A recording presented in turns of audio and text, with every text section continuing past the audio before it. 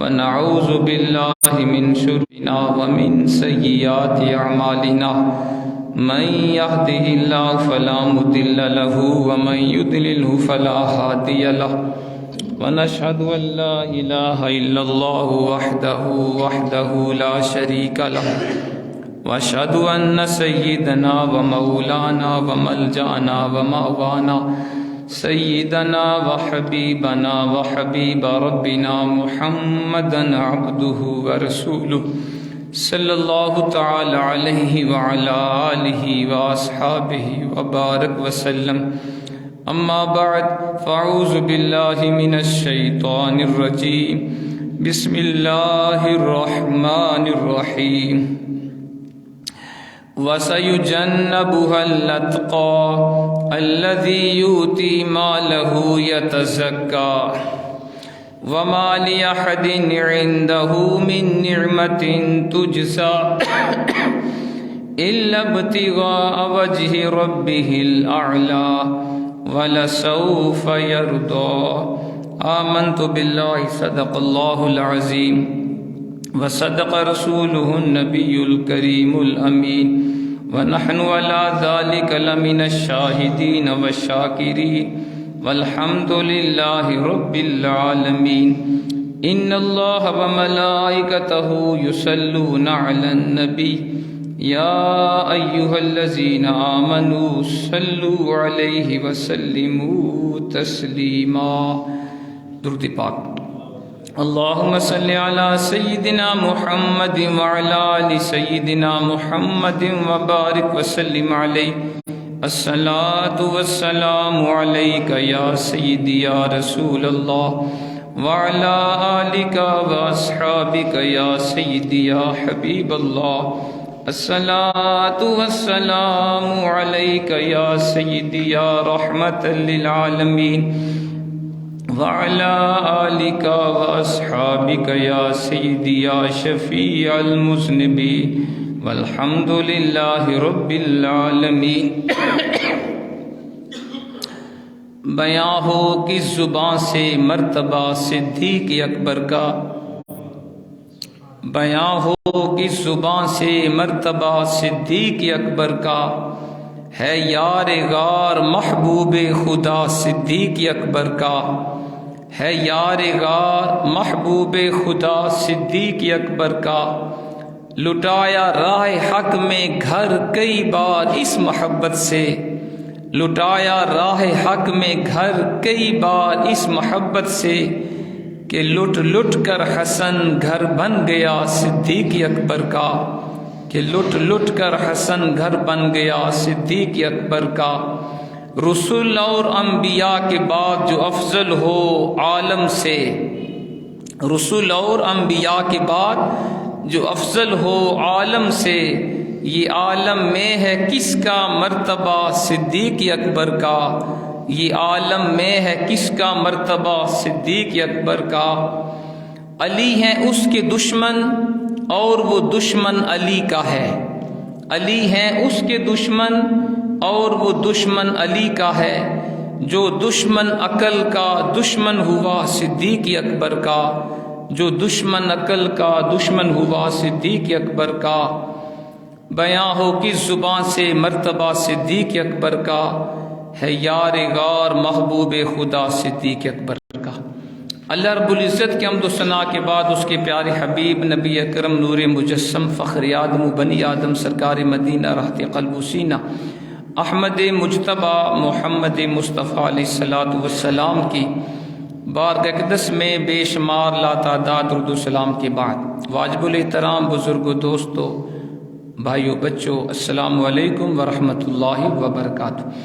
ساتھ محترم، آج 20 جمادی ثانی ہے اور اسی مہینے کی 22 تاریخ کو نبی کریم رؤوف الرحیم علیہ الصلوۃ والسلام کے عظیم صحابی، عظیم عاشق صادق، جو رشتہ میں حضور کے سسر بھی ہیں کیونکہ ان کی صاحبزادی سیدہ عائشہ صدیقہ حضور کے نکاح میں آئیں، حضور کے یار غار بھی ہیں، یار مزار بھی ہیں، خلیفہ اول بھی ہیں، خلیفہ بلا فصل بھی ہیں، امیر المومنین بھی ہیں، سیدنا ابو بکر صدیق رضی اللہ تعالیٰ عنہ۔ آپ کا اسی مہینے کی 22 تاریخ کو، جمادی ثانی کی 22 تاریخ کو آپ کا وصال باکمال ہوا۔ تو میں نے مناسب سمجھا کہ آج ہم شان سیدنا صدیق اکبر بیان کریں، سنیں، ہمیں پتہ چلے کہ سیدنا صدیق اکبر کی شان کیا ہے، ان کی سیرت کیا ہے، تاکہ ہم بھی حضور کے اس طرح کے غلام بننے کی کوشش کریں۔ حضرت محترم سیدنا ابو بکر صدیق رضی اللہ تعالیٰ عنہ کا نام ہے عبداللہ، لقب ہے آپ کا صدیق اور عتیق۔ آپ کے والد کا نام ہے عثمان، جن کی کنیت تھی ابو قحافہ، اور والدہ کا نام ہے ام الخیر سلمہ۔ سلسلہ نسب آپ کا 7ویں پشت میں نبی پاک علیہ الصلوۃ والسلام سے جا کر ملتا ہے، اور آپ حضور علیہ الصلوۃ والسلام سے عمر میں 2 سال چند ماہ چھوٹے تھے۔ معزز و محترم تھے، عرب کے بہت بڑے تاجر تھے، بزنس مین تھے، اور آپ کو اللہ کریم نے یہ شرف عطا کیا کہ آپ نے سب سے پہلے قبول اسلام کیا۔ مردوں میں سب سے پہلے سیدنا ابو بکر صدیق رضی اللہ تعالی عنہ نے اسلام کو قبول فرمایا، اور آپ نے تمام غزوات میں نبی پاک علیہ الصلوۃ والسلام کے ساتھ شرکت فرمائی، اور آپ کا وصال 13 سنِ ہجری 22 جمادی ثانی کو آپ کا وصال ہوا، اور اللہ کے پیارے حبیب علیہ الصلوۃ والسلام کے پہلو میں آپ کو دفن کیا گیا۔ آپ کی شان میں قرآن پاک کی کئی آیات بینات ہیں جن میں آپ کی شان واضح ہوتی ہے۔ آپ کی شان میں قرآن پاک کی کئی آیات ہیں، مثلا جو میں نے آیت کریمہ تلاوت کی، یہ بھی آپ کی شان میں خاص طور پہ رب کریم نے نازل کی ہے، جس میں فرمایا گیا وَسَيُجَنَّبُهَا الْأَتْقَى، ان قریب جہنم سے دور رکھا جائے گا وہ شخص جو سب سے زیادہ متقی ہے، الذی یؤتی مالہ یتزکا، جو اپنا مال دیتا ہے تاکہ وہ پاک ہو جائے، وما لأحد عنده من نعمت تجزا، اس پہ کسی کا کوئی احسان نہیں ہے جس کا اس نے بدلہ دینا ہے، الا ابتغاء وجہ ربہ الاعلی، سوائے اس کے کہ وہ اپنے رب کی رضا کا طلبگار ہے جو سب سے اعلیٰ ہے، وَلَسَوْفَ يَرْضَى، ان قریب وہ رب اس سے راضی ہو جائے گا۔ یہ آیت کریمہ ویسے تو حضور کے تمام صحابہ کرام پرہیزگار بھی ہیں، اللہ کے نیک بندے بھی ہیں، لیکن یہ آیت کریمہ خاص طور پہ سیدنا ابو بکر صدیق رضی اللہ تعالی عنہ کے حق میں نازل ہوئی ہے۔ امام فخر الدین رازی، امام محی السنہ بغوی، امام ابن جوزی رحمہم اللہ نے فرمایا کہ تمام مفسرین اہل سنت کے ہاں بالاجماع اس آیت میں اتقا سے مراد سیدنا صدیق اکبر ہے۔ تمام مفسرین اہل سنت کا اتفاق ہے کہ اس آیت میں اتقا یعنی سب سے زیادہ پرہیزگار، اس سے مراد سیدنا ابو بکر صدیق ہیں۔ تو قرآن نے آپ کے بارے گواہی دی، وَسَيُجَنَّبُهَا الْأَتْقَى، ان قریب جہنم سے دور رکھا جائے گا وہ شخص جو سب سے زیادہ متقی ہے۔ تو اس پر تمام مفسرین اہل سنت کا اتفاق ہے کہ اتقا سے مراد سیدنا صدیق اکبر ہیں جو سب سے زیادہ متقی ہیں۔ اور سورۃ الحجرات کی ایک آیت اگر آپ پڑھیں، اس میں فرمایا ان اکرمکم عند اللہ اتقاکم، بے شک تم میں سے اللہ کے نزدیک سب سے زیادہ معزز، سب سے زیادہ افضل وہ ہے جو سب سے زیادہ متقی ہے۔ یہ بھی قرآن کا فیصلہ ہے۔ تو اس آیت میں اتقا سے مراد سیدنا صدیق اکبر ہیں، جو اس بات کی دلیل ہے کہ آپ امت میں انبیاء کے بعد سب سے افضل والا ہیں۔ سیدنا صدیق اکبر انبیاء کے بعد امت میں سب سے افضل ہیں، یہ قرآن کی آیت ہمیں بتا رہی ہے۔ قرآن نے کہا کہ سب سے ان قریب دور رکھا جائے گا جہنم سے جو سب سے زیادہ متقی ہے، اور وہ متقی کون ہے؟ اس کے 4 اوصاف قرآن نے بیان کیے، اور یہ چاروں اوصاف بدرجہ اتم سیدنا ابو بکر صدیق کی ذات میں پائے جاتے ہیں۔ سنیے وہ 4 اوصاف کیا ہیں جو قرآن نے اس متقی کے بیان کیے جو سب سے زیادہ متقی ہے۔ قرآن پاک بیان فرما رہا ہے اس اتقا سب سے زیادہ متقی کی پہلی خوبی یہ ہے، الذی یؤتی مالہ یتزکا، جو اپنا مال راہ خدا میں خرچ کرتا ہے تاکہ وہ پاک ہو جائے۔ اب آپ پڑھیے، سیرت پڑھیے سیدنا صدیق اکبر کی، آپ نے راہ خدا میں سب سے زیادہ مال خرچ کیا ہے۔ کسی صحابی نے اتنا مال خرچ نہیں کیا جتنا آپ نے اللہ کے راستے میں مال خرچ کیا ہے۔ تو اس سے پتہ چلا یہ صفت آپ کی ذات میں پائی جاتی ہے کہ آپ نے اپنا مال راہ خدا میں دل کھول کے خرچ کیا۔ دوسری صفت کیا ہے؟ وَمَا لِأَحَدٍ عِندَهُ مِن نِعْمَةٍ تُجْزَى، فرمایا اس پر کسی کا کوئی احسان نہیں جس کا اس نے بدلہ چکانا ہو۔ یعنی ابو بکر صدیق جو راہ خدا میں اپنا مال دریا دلی سے خرچ کرتے تھے، وہ اس لیے نہیں کہ کسی نے ان پر احسان کیا تھا، وہ اپنے رب کی رضا کے لیے اپنا مال خرچ کیا کرتے تھے۔ ٹھیک ہے جی۔ حدیث پاک میں آتا ہے کہ اللہ کے پیارے حبیب ایک دفعہ تشریف لے کے جا رہے تھے تو آپ نے دیکھا کہ بلال حبشی کو ان کا کافر غلام امیہ بن خلف بڑی تکلیفیں دے رہا تھا، بڑا ظلم کر رہا تھا، اور وہ احد احد کی صدا پکار رہے تھے کہ اللہ ایک ہے، اللہ ایک ہے۔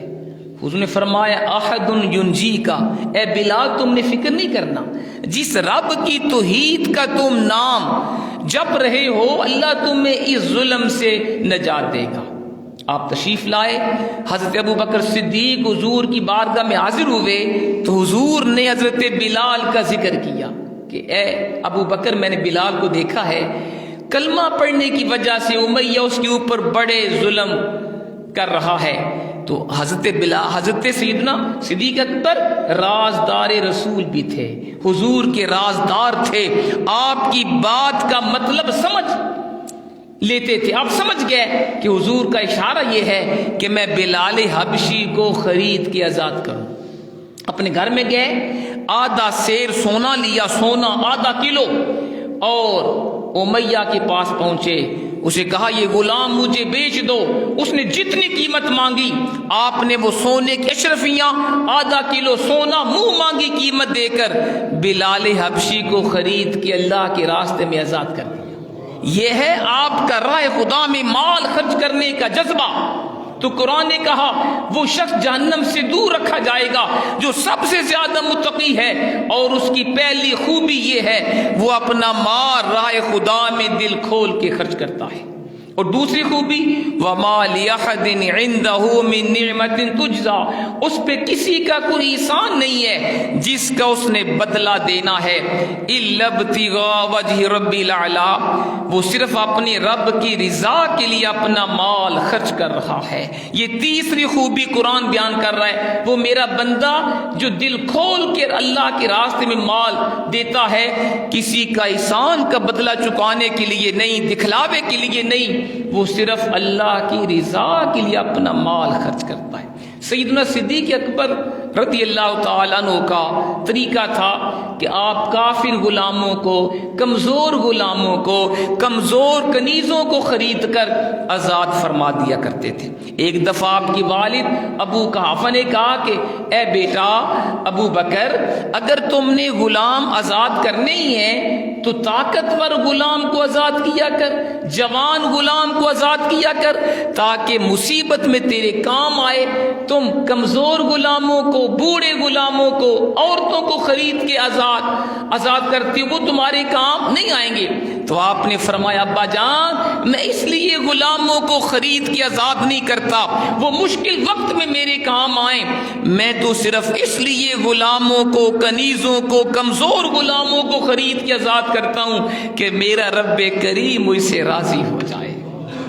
میرا رب مجھ سے راضی ہو جائے۔ تو قرآن نے کہا اس متقی شخص کی تیسری خوبی یہ ہے وہ جو کام بھی کرتا ہے ہر عمل کا مقصد ایک ہی ہوتا ہے میرا رب کریم مجھ سے راضی ہو جائے۔ اور چوتھی صفت قرآن نے بیان کی وَلَسَوْفَ يَرْضَىٰ، ان قریب اس کا رب اس سے راضی ہو جائے گا۔ اور یہ بھی سیدنا صدیق اکبر کی خوش قسمتی ہے کہ اللہ کریم نے جبریل کو بھیج کے پوچھا تھا جنگ تبوک کے موقع پہ، اے جبریل جا کر میرے بندے ابو بکر سے پوچھو وہ سب کچھ میرے راستے میں دے کر مجھ سے راضی ہے یا ناراض ہے۔ اللہ آپ سے راضی ہو گیا، اور قرآن نے خود یہ گواہی دے دی کہ ابو بکر جس رب کی رضا کے لیے تو اپنا مال دریا کی طرح سخاوت کر رہا ہے، یہ فکر نہ کرنا وہ رب پتہ نہیں راضی ہوا کہ نہیں ہوا۔ فرمایا ان قریب تیرا رب تجھ سے راضی ہو جائے گا۔ تو یہ چاروں خوبیاں سیدنا صدیق اکبر کی ذات میں درجہ اتم پائی جاتی ہیں۔ تو یہ قرآن کی آیات بتا رہی ہیں انبیاء کے بعد امت میں سب سے افضل ہستی سیدنا صدیق اکبر کی ذات ہے۔ اور دوسری دلیل قرآن پاک کی ایک اور آیت بھی ہے جو سیدنا صدیق اکبر کی افضلیت کو بیان فرما رہی ہے۔ وہ کون سی آیت ہے؟ سورۃ الزمر کی آیت نمبر 33 ہے۔ اللہ کریم نے فرمایا والذی جاء بالصدق وصدق به اولئک هم المتقون، فرمایا وہ ہستی، وہ اللہ کا حبیب جو سچ کے ساتھ تشریف لایا اور جس اللہ کے بندے نے حضور کی تصدیق کی وہی متقین ہیں، وہ پرہیزگار ہیں۔ اس سے مراد ایک حضور کی ذات ہے جو دین حق لے کے آئے، اور صدق بھی جس ہستی نے حضور کی تصدیق کی۔ مفسرین نے لکھا اس سے مراد سیدنا صدیق اکبر ہیں، کیونکہ آپ نے مردوں میں سب سے پہلے حضور کا کلمہ پڑھا ہے۔ مردوں میں سب سے پہلے اسلام لانے والے سیدنا صدیق اکبر ہیں۔ تو یہ آیت بھی بتا رہی ہے کہ ابو بکر صدیق متقین میں سے ہیں، پرہیزگاروں میں سے ہیں، اور باقی امت سے افضل ہیں۔ ذات محترم ایک قرآن کی اور بھی آیت وہ حضرت ابو بکر صدیق کی صحابیت کو قطعی طور پہ بیان فرما رہی ہے، اور کسی صحابی کا ذکر قرآن میں نہیں آیا۔ ابو بکر صدیق وہ واحد صحابی ہیں جن کی صحابیت کی گواہی قرآن کی آیت بھی پیش کر رہی ہے۔ سورۃ التوبہ آیت نمبر 40 میں ارشاد ہوا ثانی اثنین اذ ہما فی الغار اذ یقول لصاحبہ لا تحزن ان اللہ معنا، فرمایا قرآن نے دو میں سے دوسرا۔ اب دیکھیے قرآن اس آیت میں کئی دفعہ سیدنا صدیق اکبر کا ذکر خیر کر رہا ہے۔ دو میں سے دوسرا یعنی غار ثور کی طرف قرآن اشارہ فرما رہا ہے، کیونکہ غار ثور میں دو ہی ہستیاں تھیں، ایک اللہ کے پیارے حبیب تھے اور دوسری ہستی سیدنا صدیق اکبر کی تھی۔ تو قرآن بیان کر رہے ہیں دو میں سے دوسرا، ثانی اثنین اذ ہما فی الغار، جبکہ وہ دونوں غار میں تھے، جبکہ وہ دونوں غار میں تھے، حضور تھے اور ابو بکر صدیق تھے۔ اذ یقول لصاحبہ، جب حضور اپنے صحابی کو فرما رہے تھے، اپنے ساتھی کو فرما رہے تھے، تو قرآن نے ابو بکر صدیق کو کے لیے صاحب کا لفظ استعمال کیا۔ صاحب کا معنی صحابی ہے، صحابی اور صاحب کا معنی ایک ہی ہے۔ تو قرآن نے کہا اذ یقول لصاحبہ، جب حضور اپنے صاحب اور اپنے صحابی ابو بکر سے فرما رہے تھے لا تحزن ان اللہ معنا، ابو بکر غم نہ کر، اللہ ہمارے ساتھ ہے، اللہ ہمارے ساتھ ہے۔ فانزل اللہ سکینۃ علیہ، فرمایا اللہ نے ابو بکر کے اوپر سکینہ اور اطمینان نازل فرما دیا۔ تو جو شخص ابو بکر صدیق کی صحابیت کا انکار کرے وہ دائرہ اسلام سے خارج ہے، کیونکہ آپ کے صحابی ہونے کا قطعی ثبوت قرآن کی آیت پیش کر رہی ہے۔ ذات محترم اور بھی آیات ہیں، بس میں نے 2-3 آیات آپ کو بتاؤ مثال کے پیش کر دی کہ قرآن یہ بتا رہا ہے کہ ابو بکر صدیق خلیفہ برحق بھی ہیں، خلیفہ اول بھی ہیں، اور سب سے افضل بھی ہیں انبیاء کرام کی بات۔ اب آئیے احادیث مصطفیٰ کو دیکھیے، حضور کے کئی فرامین ہیں جن میں اللہ کے پیارے حبیب علیہ الصلوۃ والسلام نے سیدنا ابو بکر صدیق کی فضیلت اور ان کی شان کو بیان کیا۔ بخاری شریف میں آتا ہے، سیدہ عائشہ صدیقہ رضی اللہ تعالی عنہا بیان فرماتی ہیں کہ ہر روز صبح و شام اللہ کے حبیب ہمارے گھر میں تشریف لایا کرتے تھے۔ ابو بکر صدیق کا روزانہ حضور 2 مرتبہ صبح اور شام تشریف لایا کرتے تھے۔ اور سنیے گا حدیث، سیدنا ابو سعید خدری رضی اللہ تعالیٰ عنہ اس حدیث کو روایت فرماتے ہیں، حضور نے فرمایا ان امن الناس علی فی صحبتی ومال ابو بکر او کما قال، مشکات کے اندر یہ حدیث پاک ہے۔ حضور فرماتے ہیں بے شک تمام لوگوں میں سے سب سے زیادہ مجھ پر احسان کرنے والا اپنے مال اور اپنی صحبت کے ساتھ ابو بکر صدیق ہے۔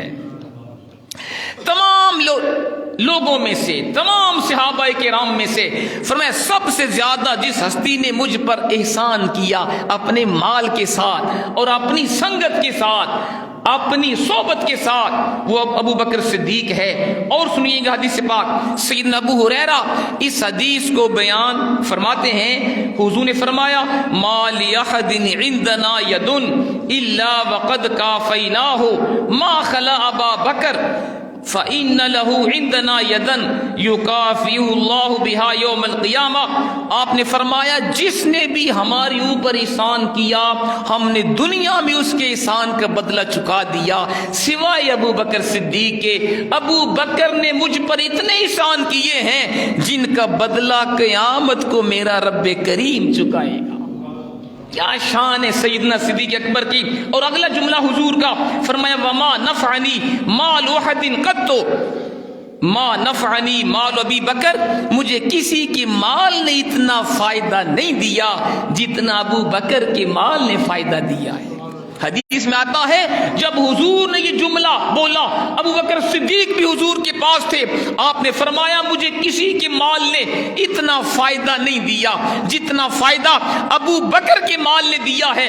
جناب صدیق اکبر کی آنکھوں میں آنسو آ گئے، عرض کی آقا میرا کیا ہے، میرا مال بھی آپ کا اور ابو بکر بھی آپ کا، میرا کچھ بھی نہیں ہے، میرا کچھ بھی نہیں، میری ذات بھی آپ کے اوپر قربان اور میرا مال بھی آپ کی ذات پہ قربان۔ کیا شان ہے سیدنا صدیق اکبر کی۔ اور آگے حضور نے فرمایا وَلَوْ كُنْتُ مُتَّخِذًا خَلِيلًا لَاتَّخَذْتُ أَبَا بَكْرَ خَلِيلًا، فرمایا اگر میں کسی کو خلیل بناتا ابو بکر کو خلیل بناتا۔ اور دوسری جو روایت اس کے الفاظ ہیں کہ غیر ربی، اگر میں اپنے رب کے سوا کسی اور کو خلیل بناتا ابو بکر کو خلیل بناتا۔ اور ایک دوسری جو حدیث میں الفاظ ہیں وَلَكِنَّهُ أَخِي وَصَاحِبِي، ابو بکر میرا خلیل نہیں ہے، ابو بکر تو میرا بھائی ہے، وہ تو میرا صحابی ہے۔ اور آگے حضور نے فرمایا الا وَإِنَّ صَاحِبَكُمْ خَلِيلُ اللَّهِ، سنو تمہارے صاحب یعنی محمد مصطفیٰ اللہ کے خلیل ہیں۔ مطلب یہ کہ میرا خلیل فقط اللہ ہے، اللہ کے سوا میرا کوئی خلیل نہیں ہے۔ اگر میں رب کے سوا کسی اور کو خلیل بناتا ابو بکر کو خلیل بناتا، لیکن ابو بکر وہ میرا بھائی بھی ہے، میرا صحابی بھی ہے۔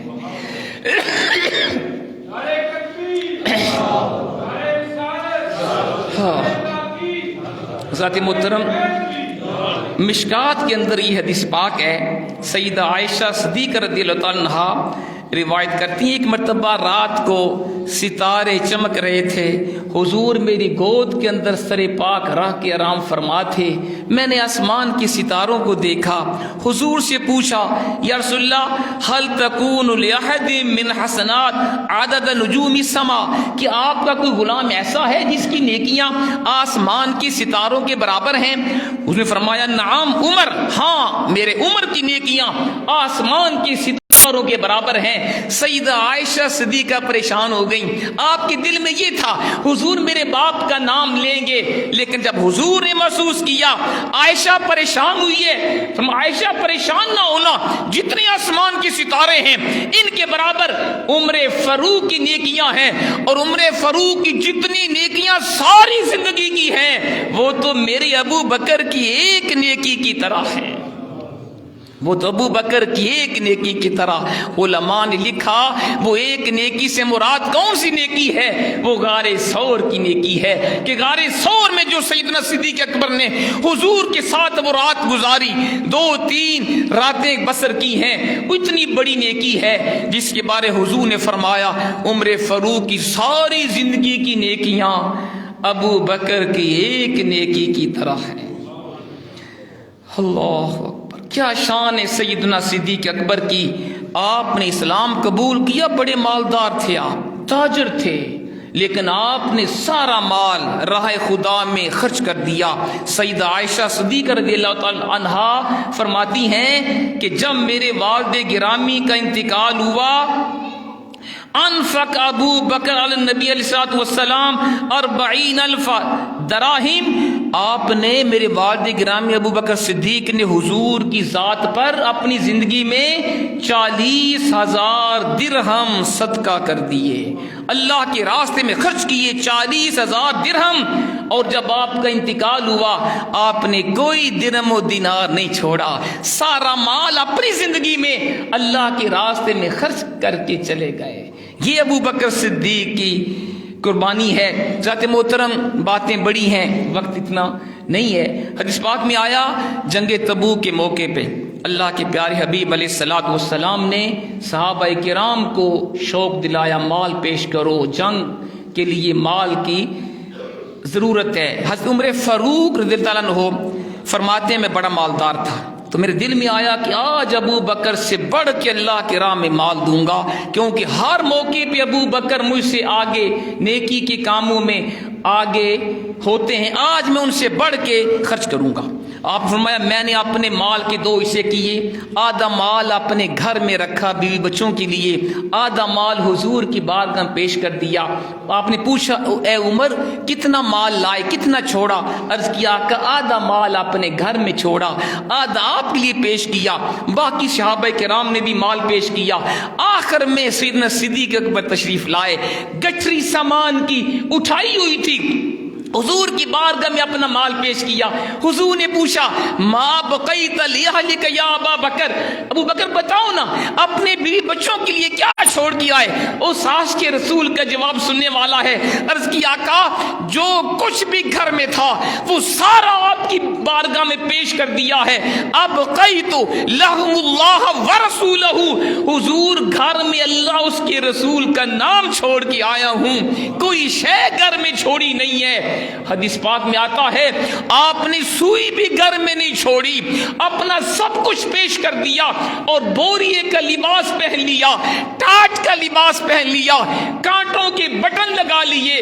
جب حضور نے یہ قربانی دیکھی عاشق سعادت کی، جبریل امین حضور کی بارگاہ میں حاضر ہوئے، عرض کرتے ہیں حضور اللہ نے آپ کو سلام بھیجا ہے، اللہ نے آپ کو سلام بھیجا ہے، اور اللہ نے آپ کے یار ابو بکر کو بھی سلام بھیجا ہے. کیا شان ہے جی، اللہ سلام بھیجے. فرمایا اللہ نے آپ کو سلام بھیجا، ابو بکر کو سلام بھیجا ہے.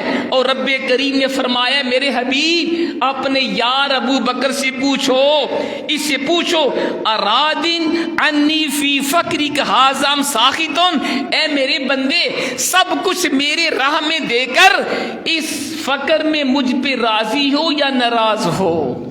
یہ اللہ نے پیغام بھیجا.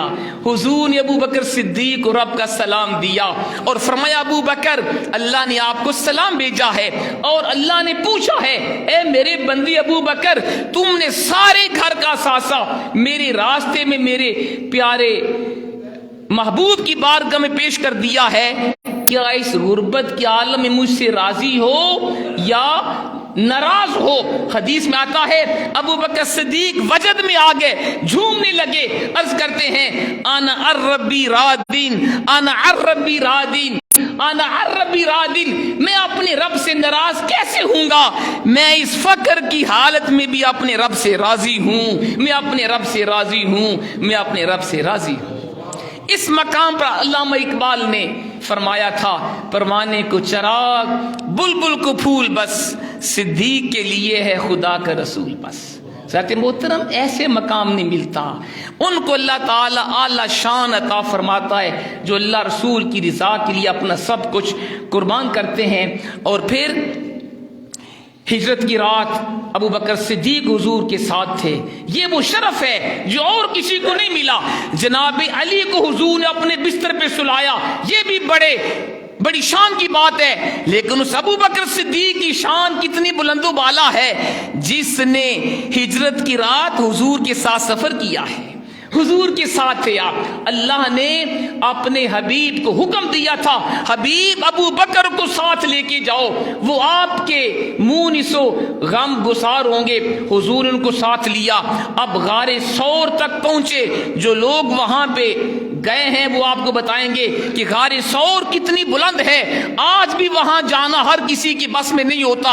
اس وقت تو راستہ بھی نہیں تھا، رات کا وقت تھا، دشمن کا خوف تھا۔ ابو بکر صدیق حضور کے ساتھ غار ثور کی طرف تشریف لے کے جا رہے تھے، دیکھا کہ میرے آقا کے مبارک پاؤں زخمی ہو رہے ہیں، پتھر حضور کے پاؤں کو زخمی کر رہے تھے۔ اس سے پہلے یہ ہوا، ابو بکر صدیق کبھی حضور کے آگے چلتے ہیں، کبھی حضور کے پیچھے چلتے ہیں، کبھی حضور کے دائیں چلتے ہیں، کبھی بائیں چلتے ہیں۔ حضور نے پوچھا ابو بکر اس کی وجہ کیا ہے؟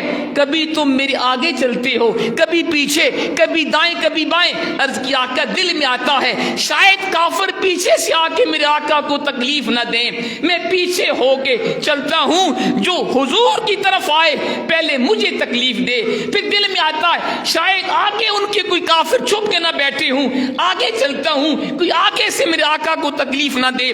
پھر دل میں آتا ہے شاید کوئی دائیں طرف سے آ کے میرے مصطفیٰ کو تکلیف نہ دے، تو دائیں طرف چلتا ہوں۔ پھر آتا ہے شاید کوئی بائیں طرف سے آ کر کافر میرے آقا کو تکلیف دے، تو بائیں طرف چلتا ہوں۔ اور جب آپ نے دیکھا کہ حضور کی مبارک پاؤں زخمی ہونے لگے، حضور کو کندھوں پہ اٹھا لیا، کندھوں پہ سوار کر لیا۔ واہ ابو بکر تیری شان پہ قربان ہو جائیں، علی کی بھی بڑی شان ہے، حضور کے بستر پہ سو گئے، لیکن تیری شان کتنی بلند و بالا ہے، تو نے اللہ کے حبیب کو اپنے کندھوں پہ اٹھا لیا۔ حضور کو کندھوں پہ اٹھا کر غار ثور تک پہنچے۔ احادیث بتاتی ہیں، عرض کیا آقا آپ ٹھہریے، پہلے میں غار کے اندر جا کے دیکھتا ہوں کوئی تکلیف دینے والی شے تو نہیں ہے جو میرے آقا کو تکلیف دے۔ رات کا وقت ہے، اندھیرا ہے۔ ابو بکر صدیق غار کے اندر جاتے ہیں، جھاڑو دیتے ہیں، ہاتھ لگا لگا کے چیک کرتے ہیں کوئی موذی شے تو نہیں ہے جو میرے آقا کو تکلیف دے۔ دیکھا کہ سوراخ تھے، اپنی چادر کو اتارتے ہیں، پھاڑ کر سوراخوں کو بند کرنا شروع کر دیا۔ چادر ختم ہو گئی، ایک دو سوراخ باقی بچ گیا، اس پہ اپنی ایڑی رکھ دی، پاؤں رکھا، عرض کی آقا تشریف لے آئیے۔ حضور غار میں تشریف لائے، تھکے ہوئے تھے، تھکاوٹ تھی، حضور نے اپنا سر پاک ابو بکر صدیق کی گود میں رکھا، حضور آرام فرما ہو گئے، آپ آرام فرما ہو گئے۔ اب کیا ہوا؟ اس غار کے اندر سانپ تھا جو کافی عرصے سے تھا، جو جانتا تھا حضور یہاں تشریف لائیں گے، اس نے ابو بکر صدیق کو ڈانگ مارنا شروع کیا، پاؤں پیچھے کریں میں حضور کی زیارت کروں، لیکن آپ پاؤں پیچھے نہیں کرتے، یہ میرے آقا کو تکلیف نہ دے۔ وہ ڈانگ مارتا رہا، آپ کے جسم میں زہر پھیل گیا، اور اتنا وہ شدید زہر تھا آپ کی آنکھوں سے آنسو جاری ہو گئے۔ اور آپ کا آنسو کہاں گرا؟ ہمارے آنسو زمین پر گرتے ہیں، کسی کا آنسو رومال پہ گرتا ہے۔ وہ ابو بکر تیری شان پہ قربان ہو جاؤں، تیرا آنسو چہرہ مصطفیٰ پہ گرا ہے، حضور کے چہرے پہ آنسو گرتے ہیں۔ حضور نے چشمان مبارکہ کھولی، حضور نے پوچھا ابو بکر کیا ہوا؟ عرض کی آقا سانپ نے ڈسا ہے، سانپ ڈنگ مار رہا ہے، پاؤں کو پیچھے کرو۔ پاؤں پیچھے ہوا، حضرت محترم حضور نے آپ کے اس پاؤں کے اوپر لعاب دہن لگایا، رب نے فوراً آپ کو شفا عطا فرما۔ حضرت محترم یہ وہ شان ہے سیدنا صدیق اکبر کی، کیا میں بتاؤں آپ کو ان کا مقام کیا ہے۔ آج لوگ باتیں کرتے ہیں کہ حضرت سیدنا صدیق اکبر، سیدنا عمر فاروق، سیدنا عثمان غنی معاذ اللہ خلیفہ برحق نہیں ہیں، حضرت علی خلیفہ اول ہیں، وہ خلیفہ بلا فصل ہیں، وہ قرآن و حدیث کو جانتے نہیں ہیں۔ بخاری کی روایت میں ہے، بخاری شریف کی جو حدیث آپ کو سنا رہا ہوں، امام بخاری نے حضرت محمد بن حنفیہ جو یہ حضرت علی المرتضیٰ کے بیٹے ہیں، ان سے امام بخاری نے اس حدیث کو صحیح بخاری میں بیان کیا ہے۔ وہ کہتے ہیں میں نے اپنے والد محترم حضرت علی المرتضیٰ سے پوچھا حضور کے بعد سب سے افضل کون ہے، حضور کے بعد سب سے افضل کون ہے؟ تو مولا علی شیر خدا نے فرمایا ابو بکر حضور کے بعد سب سے افضل ہیں، پھر عمر فاروق افضل والا ہے۔ یہ امام بخاری صحیح بخاری کے اندر اس حدیث کو بیان کر رہے ہیں۔ ارے بدبختو، تم زیادہ جانتے ہو یا مولا علی زیادہ جانتے تھے؟ تو مولا علی نے خود بتا دیا حضور کے بعد پوری کائنات میں ابو بکر سب سے افضل ہیں، ان کے بعد عمر فاروق افضل ہیں۔ اور جو دوسری ہے حدیث اس میں یہ ہے، آپ نے فرمایا حضرت عمر فاروق کے بعد عثمان غنی سب سے افضل ہیں۔ پوچھا پھر کون؟ مولا علی نے چوتھی بار فرمایا پھر میں باقیوں سے افضل ہوں۔ تو یہ تو مولا علی نے فیصلہ فرما دیا تھا کہ حضور کے بعد سب سے افضل ابو بکر صدیق، پھر عمر فاروق، پھر عثمان غنی، اس کے بعد میں۔ اب کسی کو حق نہیں پہنچتا کوئی کہے مولا علی خلیفہ اول ہیں، وہ خلیفہ بلا فصل ہیں، ابو بکر صدیق عمر فاروق معاذ اللہ غاصب خلفاء تھے۔ وہ جاہل ہے، قرآن و حدیث کو جانتا نہیں ہے۔ ذات محترم باتیں بڑی تھیں، ہمارا وقت ہو گیا، بس آخر میں سن لیجئے ابو بکر صدیق حضور کے کتنے عاشق تھے۔ آپ نے ہر جنگ میں حضور کے ساتھ شرکت کی، مکہ پاک میں ابو بکر صدیق حضور کے ساتھ رہے، مدینہ پاک میں ابو بکر صدیق حضور کے ساتھ رہے، سفر ہجرت میں ابو بکر صدیق حضور کے ساتھ رہے، تمام غزوات میں تمام جنگوں میں ابو بکر صدیق حضور کے ساتھ رہے۔ اور رب نے صلہ کیا دیا، آج گنبد خضرا میں بھی ابو بکر صدیق حضور کے ساتھ ہیں۔ ذات محترم اور حسن اتفاق ہے، اللہ کے پیارے حبیب کی عمر پاک 63 سال ہے، سیدنا صدیق اکبر کی عمر پاک بھی 63 سال ہے۔ کتنا حضور کے ساتھ آپ کی مشابہت تھی۔ جس چارپائی پہ حضور کا جنازہ اٹھایا گیا، اسی چارپائی کے اوپر سیدنا صدیق اکبر کا جنازہ بھی اٹھایا گیا، اور آپ نے وصیت کی تھی اے علی، جن ہاتھوں سے تم نے میرے مصطفیٰ کریم کو غسل دیا ہے، تم نے انہی ہاتھوں سے مجھے بھی غسل دینا ہے۔ یہ بدبخت لوگ کہتے ہیں کہ جناب ان کے آپس کے تعلقات اچھے نہ تھے، حضرت علی ابو بکر صدیق عمر فاروق کو حق صحیح خلیفہ نہیں مانتے تھے، یہ جاہل ہیں۔ اگر وہ دشمن ہوتے تو ابو بکر صدیق مولا علی کو یہ تاکید نہ کرتے کہ تم نے مجھے غسل دینا ہے، فرمایا آپ نے مجھے غسل دینا ہے کیونکہ آپ نے میرے آقا کو بھی غسل دیا تھا۔ اور پھر آپ نے تاکید کی جب میرا جنازہ تیار ہو جائے، جنازہ پڑھ لیا جائے، مجھے روضہ رسول پہ لے کر جانا، میری چارپائی میرے آقا کے روضہ پاک کے سامنے جا کے رکھ دینا اور اجازت مانگنا، اے حضور یہ آپ کا غلام ہے، ابو بکر ہے جو ساری زندگی آپ کے ساتھ رہا۔ ابو بکر چاہتا ہے جیسے دنیا کی زندگی میں آپ کے ساتھ رہا ہوں، وصال کے بعد بھی آپ کے ساتھ گنبد خضرا میں مجھے جگہ مل جائے۔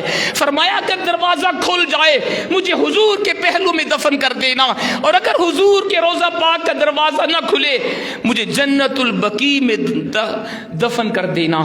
اب کیا ہوا؟ جب آپ کا جنازہ اٹھایا گیا، مولا علی شیر خدا رضی اللہ تعالیٰ عنہ فرماتے ہیں کہ میں نے جب آپ کا جنازہ ہو گیا تو جنازہ پڑھنے کے بعد حسب وصیت ہم آپ کی چارپائی کو حضور کے روضے پر لے کر گئے، اور میں نے جا کے عرض کیا حضور کی بارگاہ میں، یا رسول اللہ ھذا ابو بکر یستاذن، حضور یہ ابو بکر ہے، یہ آپ کا دوست ہے اور آپ کے پہلو میں دفن ہونا چاہتا ہے، اگر اجازت ہو تو آپ کے پہلو میں دفن کر دیں۔ مولا علی شیر خدا فرماتے ہیں فرأیت الباب قد فتح، جب میں نے عرض کیا تو میں نے دیکھا حضور کے روضہ پاک کا دروازہ خود بخود کھل گیا۔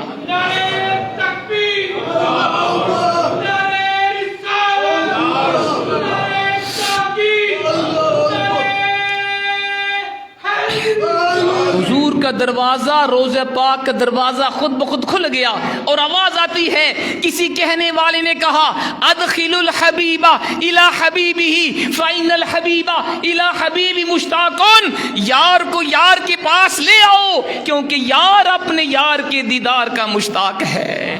میرے ابو بکر کو میرے پہلو میں لے آؤ، جیسے دنیا کی زندگی میں میرے ساتھ رہا، مصطفیٰ چاہتا ہے ابو بکر وصال کے بعد بھی میرے ساتھ رہے، تو آپ کو حضور کے پہلو میں دفن کر دیا گیا۔ عاشق نے کہا شان صدیق و فاروق دا کی دساں کیتا اللہ نے جنہ دا اچا نشان، سبز گنبد دے اندر جو بچدی سی تھاں، کملی والے دے یاراں دے کم آ گئی۔ ارے تم ان ہستیوں کے بارے میں زبان تان دراز کرتے ہو، ابو بکر صدیق خلیفہ برحق نہیں تھے، عمر فاروق خلیفہ غاصب تھے، تم جاہل ہو۔ ان کی شان تو یہ ہے، یہ دونوں ہستیاں ابو بکر صدیق عمر فاروق آج بھی روضہ رسول کے اندر ہیں، حضور کے پہلو کے ساتھ ہیں۔ حضور نے بتا دیا کہ میرے بعد یہ دونوں ہستیاں سب سے افضل و اعلیٰ ہیں، اور مجھے اتنا پیار ہے یہ قیامت تک میرے ساتھ رہیں گی۔ اللہ کریم عمل کی توفیق عطا فرمائے۔